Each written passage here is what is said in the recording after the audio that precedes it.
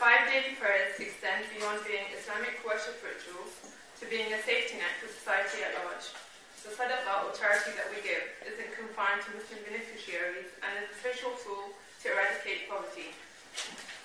Muslims in the 21st century Western world increasingly find a dogmatic approach in faith non-conducive to their spirituality as well as their material yearnings. In this talk, the speaker will examine habits and traits that make a person modern, deeply loyal to the faith, and highly sensitive to the interpersonal needs of the people around them. Our guest for tonight's presentation is Imam Ajman Masroor. Ajman trained with Relate as a relationship counsellor and has been delivering relationship awareness programs for the last 10 years. He completed his early education in an Islamic school with renowned scholars. He then went on to obtain an MA in Islamic studies. His work combines modern counselling techniques with Islamic teachings and cultural awareness. Ajman is a co-founder of Barefoot Institute that specializes in providing coaching and counseling for individuals and couples. Ajman is also a known broadcaster presenting TV and radio programs in mainstream channels as well as Channel S and Islam Channel. He has worked as a community organizer and cultural relations consultant. He leads Friday prayers in 4 London mosques. So thank you for being here this evening. A lot of introduction, I don't know where you got that from. Bismillah ar-Rahman ar-Rahim, alhamdulillah, wa salatu wa salamu ala rasulillah, wa ala alihi wa wala. Brothers and sisters, assalamu alaikum wa rahmatullahi wa barakatuh. I have a very loud voice, so I'm keeping the microphone as far away as possible. Can you hear me at the back? Yes, you need to reduce the volume a bit, otherwise there's a background echo and you can hear. I'm going to talk about 10 habits of a conscientious Muslim. Now, there is an assumption I'm making in this talk, and that is that you are all conscientious Muslims. And that's why you have come here, because you want to learn about the habits that will make you more conscientious. Or maybe I've made an assumption where you are not conscientious, and you would like to be conscientious, and therefore you would like to learn about the habits that would make you conscientious. Either of those assumptions are based on my reading, or either of those assumptions are okay, but these 10 habits are based on my readings of the Quran and the teachings of our beloved Prophet Muhammad ﷺ, and of course scholars who have written various texts on the subject. So I'm going to go through them all. The first and the foremost reason why I consider these to be the habits of 10, or the 10 habits of conscientious Muslim, is I believe there are Muslims who are Muslims by name, but not conscientious about their faith, their identity and their journey. It's okay if you are on a journey and becoming conscientious. It's not a problem. That's what is expected of you as a human being. But if you do not make that journey and remain completely forgetful or neglectful of it, then it poses and causes more trouble. Maybe you want to switch off yours, and that may help, inshallah. I don't know. Yeah, that's okay. Good. Alhamdulillah. Can you hear me at the back? You're looking at me with puzzled eyes. So the first habit of a person who's conscientious, a Muslim, is that they are spiritually very intelligent. Know what do I mean by that? Spiritual intelligence has become a buzzword in the corporate industry lately. The last buzzword was emotional intelligence. But both of them are embedded in Islam, and I'm going to use both to show you why these are very Islamic terminologies, and in fact they are more Islamic terminologies than any secular, but use of it is okay, everyone can use them. So a person who is spiritually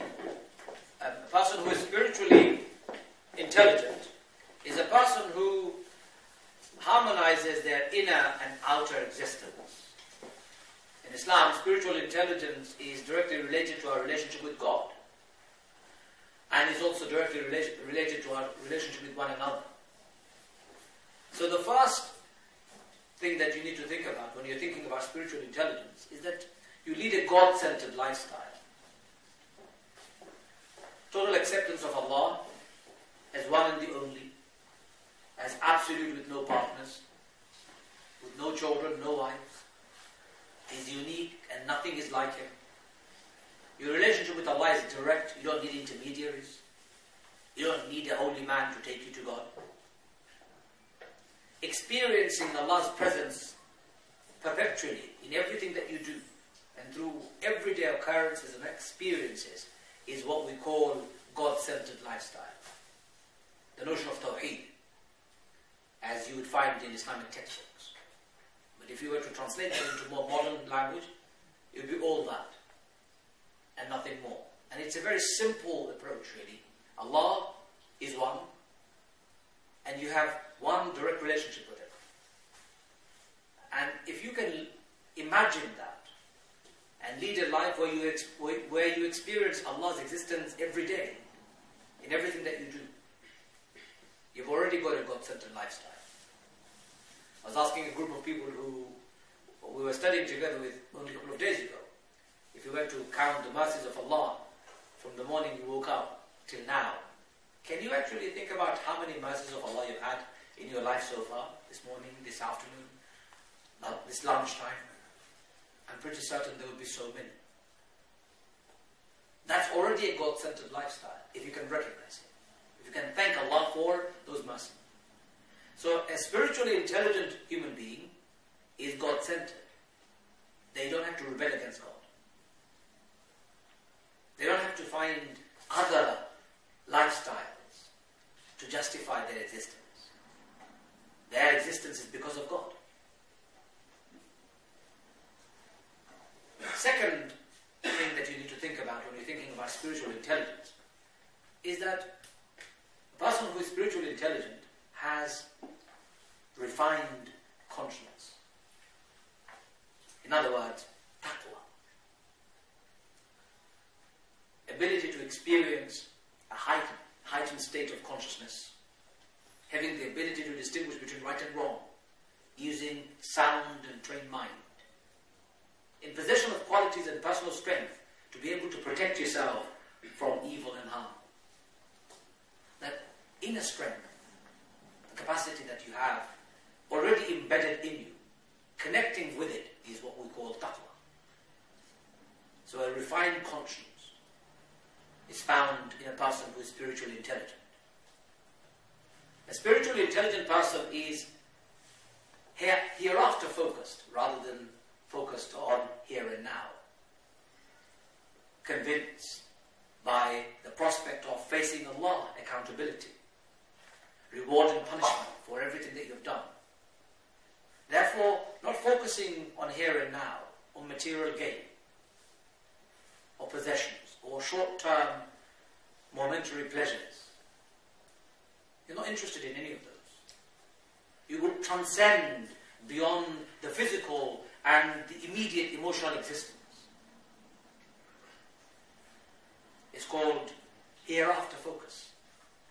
There will be hereafter for you, where the return will be so amazing that you are willing to sacrifice the momentary here and now pleasure for the hereafter.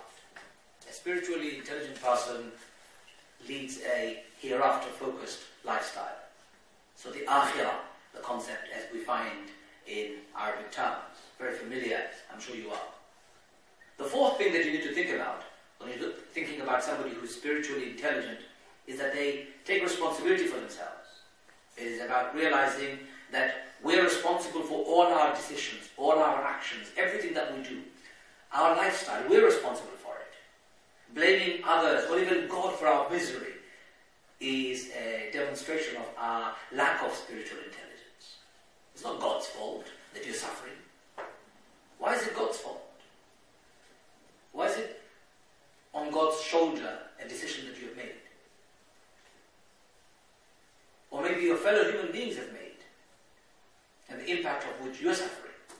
It's not God's fault. A spiritually intelligent person takes responsibility for themselves or their surrounding.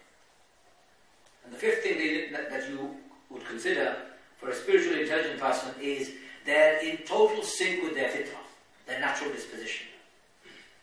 Nurturing the natural disposition which is known as fitrah forms the essence of our being. Fitrah is what Allah has made you and I in. So the fact that you need food, you can't run away from it, that's part of your fitrah. The fact that you get tired is part of your fitrah. The fact that you need to go to the bathroom is part of your fitrah. The fact that you need love is part of your fitrah. The fact that you need reassurance is part of your fitrah. Being in sync with all that, not in conflict, not in constant disarray, but being in sync with it, makes you a spiritually intelligent person. So the first habit of a person who is conscientious Muslim is that they are spiritually intelligent. Second habit is that they are emotionally balanced. Emotional intelligence has become the buzzword of modern corporate world. Everyone wants to make the most productive staff that they have, best out of them. How can we make them the most productive? They can come to work at 6 o'clock in the morning and leave at 9 o'clock in the evening and not feel tired, not feel drained, not feel upset. How can we do that? Let's invest more money so we can make more money. That's really sad. That's not emotional intelligence. That's slave drive. That's slavery as far as I'm concerned. That's not what we are created for. Emotional intelligence is something very different. Emotional intelligence is our abilities to perceive, articulate, control, and evaluate our feelings. Skills to manage our emotions and the emotions of other people around us is the quintessential characteristics of a person who is emotionally intelligent. You see, brothers and sisters, people forget. Allah says in the Quran that He breathes ruh into our body before the brain is formed. Now I want you to go back to the form of human body in the mother's womb. In the fetus, the brain hasn't yet been developed, and yet suddenly one day the heart starts beating. Suddenly, out of the blue. The heart isn't fully formed, it's so small, and yet it starts beating. The spark of life begins. We find in the Quran, Allah saying, we breathe into the fetus our ruh, the spirit. That sparks it to life. So Allah's spirit is being given to a body. It must have a carrier, it must have a case in which it can stay, and that's known as our heart. And the heart has been equated in the Quran like a glass niche. If it's dirty, the ruh that resides inside cannot enlighten anyone around. And that's why keeping a heart cleansed is a regular reminder that you will find in books of spirituality, books of prayers, books of repentance. Keep your hearts clean. Keep your hearts clean. Prophet said, there is a morsel of flesh. If it's diseased, the whole body is diseased. And then he says, that is the heart. So emotional balance requires you to recognize that this heart must be content. If this heart is constantly in a state of yo-yo from one end of the experience to the other end, constantly feeling the pain, constantly agitated, constantly worried, constantly frustrated, constantly upset, constantly stressed, constantly running, it is not in a state of emotional balance. There's a problem. So a person who is emotionally balanced knows how to understand, experience, evaluate, control, manage these feelings. And that's one of the biggest habit that I believe an emotionally intelligent person can demonstrate, and of course a conscientious Muslim would. So, knowing your emotions, let me just quickly tell you, do you know your emotions well? Do you know when you feel happy? And if you do feel happy, where exactly do you feel happy? If you feel upset, where do you feel upset? And what does it really mean when you say, I'm feeling happy and upset? Can you explain that to me? Can you articulate that to me? Can you tell me exactly what it means for you? When you're feeling sad, what does it really mean? My daughter said to me this morning, Dad, I'm tired. She's only 7. And I said to her, darling, what is tired? She goes to me, I'm not sure. Immediately packed up. I said to her, I thought you were tired. She goes, maybe I'm not. Challenged. She's using adult words. She has heard us use the word. My boy, 5-year-old, he's tired too. Can you imagine? But they are learning those emotions. They're going to misuse them now, sometimes, or use them wrongly. That's okay. They're learning. But as adults, do you know your emotions? Are you familiar with them? You make me angry. A lot of people say, misuse of emotion. How is somebody else making you angry? You have chosen to be angry. You could have chosen a different response. Misuse of emotion. You make me feel raged. I've heard people say that. I hate you. Really? Somebody said this to me one day. I hate you. I said, do you really hate me? The person was saying, what? I said, do you really hate me? Let's unpack the concept. Hate. What does it mean? Tell me more. And the person was stuck. I really don't hate you. What is it that you feel? How do you... The person said, forget it. Walked away. That was my defense, right? But seriously, ask yourself, emotionally, are you balanced? Do you know how to manage this? And do you recognize other people's emotions? If somebody says, I love you, do you say, oh no, go away, I don't want to know you. Oh, you don't love me, go away, you want something. Do you know how to recognize if somebody says, you're beautiful, you're handsome, he's got ulterior motive. She's got ulterior motive, they want something from me. Do you know how to manage other people's emotions? They may genuinely be feeling that you are... Actually, somebody said this to me the other day. Somebody came and said, your ears are very clean. Can you imagine that? I'm in the underground. This lady is standing next to me. She's looking at my ears and she's saying your ears are very clean. As though she's expecting the ears to be not clean. So what do I do with this emotion? She's expressed something that she's feeling. Do I turn around and say, disgusting, go away? What are you looking at my ears? No, I have to manage this. So I look at her and say, oh, thank you very much. I have a shower every day. And then she said to me, I guess. And we had a conversation. 20 minutes conversation. I have lots of issues. Forget about the ears. Can you see people express themselves? So all of those things actually make you emotionally balanced. If you know how to do them, if you know how to manage yours and others. I've already been given notice. Thank you, Andrew. Because she knows the points I'm going to come about. That's why she's telling me. Okay, let's go to number 3. Emotional intelligence is 3. Second. And the third, they're spatially aware. This is number 3. Number 3. So a person who has got the 10 characteristics, the first one is they're spiritually intelligent. Second one is they're emotionally balanced. Number 3 is they're spatially aware. In other words, they're aware of their surrounding. They know their context. They know their environment. They know their people. They know how to prioritize. They know a first person sitting next to them actually exists. People are so selfish nowadays. We just exist. I came into the underground today after Jum'ah. I had my kids with me going home, and both of my children, they're young, and there is a section which says priority seats. So we went over there, the 5-year-old would like to sit down. Nobody's even looking. Completely unaware, well, actually aware, but don't want to know. One old man, he gets up and he goes to me, why don't you sit down, young man? And I said, it's okay, you should sit. He said, no, I'm okay, he should sit. And my young boy sat down and we said, thank you.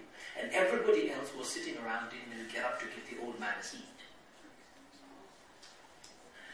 A spiritually, a conscientious Muslim will never do that. Now forget the seats, because seats are too cliche. Let's talk about prayers. When we stand in prayer, are you conscious of people next to you? I'm talking about positively. No, how disgusting that person is, what smelly. I'm not talking about that. That's not being conscious, that's imposed on you.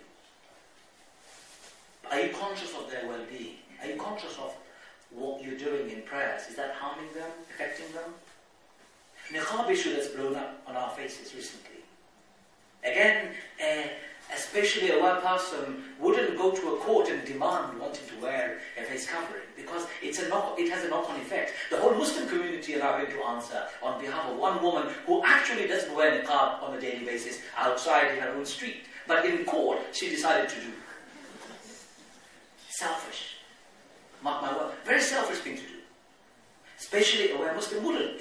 And in Sharia, if you choose to wear niqab, minority opinion by the way, is not majority. Majority of the scholars say it is not something that you should be doing. But if you do, in such environments you should take it off. The scholars who say you should, they actually say in court, take it off. So it's lack of knowledge, lack of awareness around the context in which you live, the environment, really doesn't help. And Muslims need to be more aware of their surrounding, otherwise they will not be spatially aware.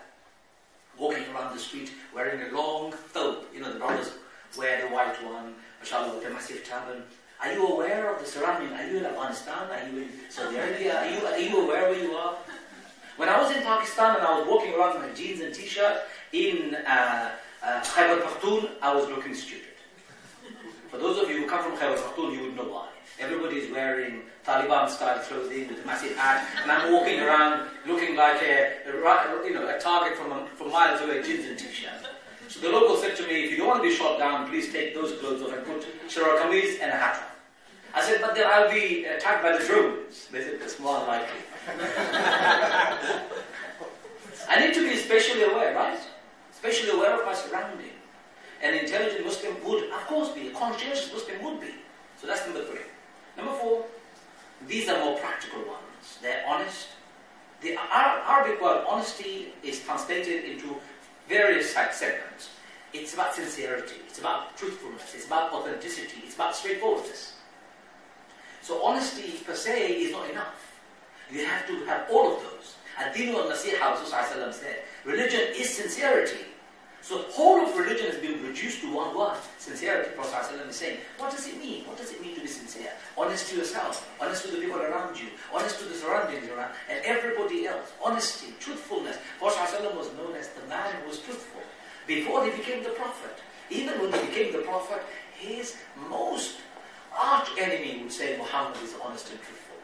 When Rasul ﷺ had sent his companions to Abyssinia, Ethiopia, and in Ethiopia, the king asked Abu Sufyan and his delegates, so tell me about Muhammad. Is he a good man? Yeah, he's a good man. Is he an honest man? Yes. Does he lie? Does he look after his neighbors? Yes, he does all of that. Does he call for the needy and the orphans? Yes. Does he give charity? Yes.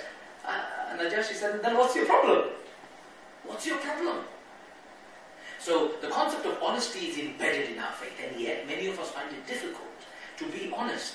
Honest about ourselves, honest about our relationship, honest about our feelings. Because if we are honest about ourselves, we will get judged by others. And the world in which we live, if we get judged by others, we'll be put down constantly. So it's a barrier for us to be honest. So it prevents us from being honest. We don't want to expose ourselves to other people, just in case they find out about our vulnerable self. And we don't want others to know about our weaknesses. So we pretend, lead a pretentious life. That's not honesty, is it? It's the opposite. Complete opposite. A conscientious Muslim is honest, always honest. So honesty is sincerity, truthfulness, authenticity, and straightforwardness. In the Quran, Allah says, ثُمَّ اسْتَقَامُوا تَتَنَزَّلُ عَلَيْهِمُ الْمَلَائِكَةُ أَلَّا تَخَافُوا وَلَا تَحْزَنُوا وَأَبْشِرُوا بِالْجَنَّةِ الَّتِي كُنْتُمْ تُوعَدُونَ. Those people, after having believed and declared their faith, they're straightforward. They're straightforward, honest and sincere. And if they are honest and sincere, give them the good news, that they should not fear and they should not grieve. For them Allah is prepared returns, the heavenly ones, in an immense amount that you can't even think about. So, straightforwardness has a straight response from Allah, and that is heaven. Whereas dishonesty has a very different response. Number 5, they're humble. وعباد الرحمن الذين يمشون على الأرض هونا وإذا خاطبهم الجاهلون قالوا سلاما والذين يبيتون لربهم سجدا وقياما والذين يقولون ربنا اصرفنا عذاب جهنم إن عذابها كان غراما. The whole description of people who are humble is in the surah.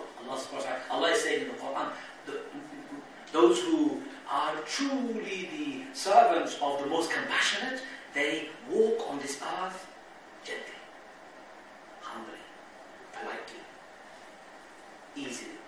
They're not arrogant. They're not boastful. So the true servant of the most compassionate are those who are gentle. So 5th and the most important one in my view in our personal characteristics is humility. Because the opposite is arrogance, and arrogance is what got Shaitan kicked out of the heavens. No matter who you are, whether you are the chief executive of JP Morgan, I'm not sure if you are, or whatever, if you're a partner of the company, or you're the best auditor in the world, the best financier in the world, best banker in the world, you know what? If you haven't had a shower, you stink, I'm sorry.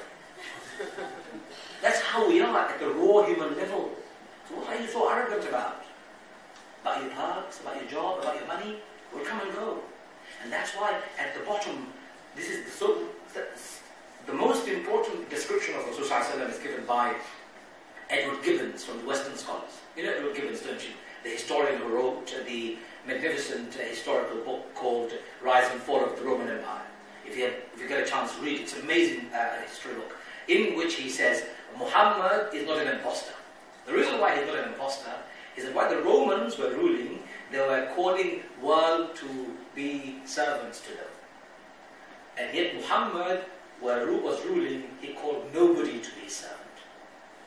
While Persians were ruling, they were calling everybody to worship their emperors. Muhammad was ruling, and he could have been the best emperor, best worshipped on the face of this earth, and yet never did he call anyone to worship him. And then Edward Gibbon goes, this is enough for me to know that he's not an imposter. So Prophet Muhammad's humility is what won the world. That's the fifth characteristics or character of a conscientious Muslim. Number 6, they are forgiving. Now this is quite a difficult one. Forgiving has been translated in Arabic in the following words, and I want you to note these if you can. So forgiving actually means being merciful, being forbearing, being lenient, being pardoning, sympathetic, magnanimous, tolerant, compassionate, understanding, excusing. Now try that all. Try them all.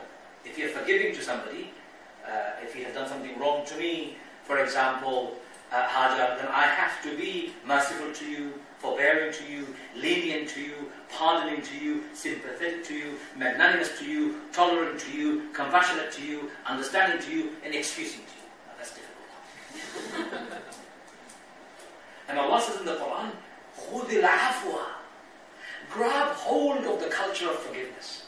In the Quran, in Surah Al-A'raf, verse 199, Allah says this, خُذِ الْعَفْوَ, hold on to the culture of forgiveness. Because culture of forgiveness is, you are prepared to clean the slate for somebody else, constantly. No matter how much wrong they have done, you're prepared to clean their slate. And I was telling my daughter this morning, when I was teaching her about the Battle of Uhud. She was reading the life of Rasul ﷺ, and we got to the point of the Battle of Uhud. So she said, oh Daddy, this is wrong. What is wrong? She goes, these Muslims left the Prophet by himself, and he got injured in the middle of the battlefield. That's wrong. I said, so tell me, what do you learn from it? She goes, well, if your leader tells you to stay in a place, you stay in a place. You know the story of the Battle of Uhud, don't you? Rasul ﷺ stationed a group of companions between the mountains, and they left that position because they were attracted by the booty. So I said, why did they leave the position? She goes, because they were attracted by money, and they wanted to go and get those goods. I said, yeah, good thinking. She goes to me, and what happened to them, Daddy? They did something wrong. What did the Prophet do? So Prophet was attacked, he was injured, he was unconscious, he was on the floor, his head cut, tooth broken. What happened? What did he do? Surely he was angry. So I said to her, no, my darling, Prophet forgave them. And instantly, I could see she went very quiet in her own thinking world, and she thought and thought and thought for a long time. And a couple of hours later, she came back to me and she said to me, Dad, that must be amazing. I said, what do you mean that must be amazing? The Prophet could forgive people even though they let him down so badly. خُذِ الْعَفْوَ means to understand the magnanimity of forgiveness. We forgive people with condition. I'll forgive you as long as. خُذِ الْعَفْوَ means there is no condition, we just forgive. And afwa also is to erase. Arabic word afwa means to erase. So not only are you going to forgive, but you're also going to erase from your memory the experience and feelings that you had because of their bad deeds. I know you will never forget, but erasing those feelings are possible. Memory is one thing, but feelings are very different. So khud al-afwa is an essential part of this characteristics that I'm talking about, and that's number 6. Number 7, they're caring. The Arabic word caring has been translated into following words, or those words mean caring. Kind, thoughtful, gentle, helpful, considerate, compassionate, concerned, loving, affectionate, sensitive. Now, this is difficult. Rasulullah demonstrated it. A woman who used to throw rubbish at him every morning at Fajr time. Do you remember the story? Every morning she used to throw rubbish at him. She used to hate him. She had never seen the Prophet, by the way. She had never seen him properly. But she know that Muhammad is walking this way. In the depth of darkness, she would throw rubbish. Irrational fear. So one day, Prophet ﷺ was going to the mosque and there was no rubbish thrown at him. Quite startled, where's my rubbish? The Prophet is asking. He prayed. On his way back, he went and looked for that lady and he found that lady in her own house, on the floor, very unwell, high temperature, feverish, very, very unwell. The Prophet nursed her to good health, came to see her every day, gave her food, looked after her regularly. When she gained her conscience and her health back, she asked, "And who are you? I've never seen you before." The daylight, she's saying, "Muhammad, this clothes, I've never seen you before. Who are you?" Prophet Muhammad said, "I'm Muhammad." "Which Muhammad are you?" "I'm Muhammad ibn Abdullah." "What? You what? Muhammad?" "Yes, I am Muhammad." So she said, "Oh Muhammad, if it's you, and truly you, who could embrace his enemy in this way, you know what? I would like to say, Ashhadu an la ilaha illallah wa ashhadu anna Muhammad Rasulullah right now." So this is what we mean when you care for somebody. You just don't care, but you demonstrate a character that wins them over. We're supposed to be caring for the society at large. They're Kafirs, we don't care for them. Astaghfirullah, brother. You don't care for the non-Muslims? Somebody said to me the other day, "What do you mean you don't care for the non-Muslims?" What a strange statement to make. An Islamic statement to make. Illogical statement to make. You care for everybody. Number 8, they promote virtue. Ma'mur bil-'urf, the same verse. Verse 199 of Surah Al-A'raf. Ma'mur bil-'urf. The Arabic word 'urf means customs and traditions. Order customs and traditions? No. This means order something that which is good. Good for the society in which you live, and good because it's ma'ruf, is well known by everybody. So we not only do good by ourselves, our 8th characteristics is we promote it, actively promote it. We engage others in doing good. So we are socially conscious, social responsibilities. We take care of the homeless. We give out our zakat locally, not just in flood affected Pakistan or Bangladesh or disasters in Somalia, but we care about the homelessness in this country. We care about the food bank that's been set up. People are starving and hungry. People are borrowing money to be able to afford food. Do you know in this country today? So you do virtuous things, not just pray 5 times a day, because praying 5 times a day is a virtuous thing, but that's not enough. So virtue means being involved socially. Whether you are volunteering one day, running your supplementary school the other day, cleaning your neighbor's garden another day, whatever you do, not only just being virtuous, but encouraging virtue around you.